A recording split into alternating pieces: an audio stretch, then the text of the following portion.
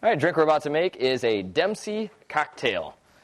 This is going to be served up in a martini glass. So if you want to get the glass cold, put some ice and water in there and let it sit. Be nice and chilled by the time you're ready for it. Start off with a shot of apple brandy. And follow it up with a shot of gin. And next we'll do a teaspoon of anise. And a half a teaspoon of grenadine. And we're going to mix it up, get it nice and cold. We're serving it without ice. You want to make sure it's very cold before you pour it in the glass. And that should do it.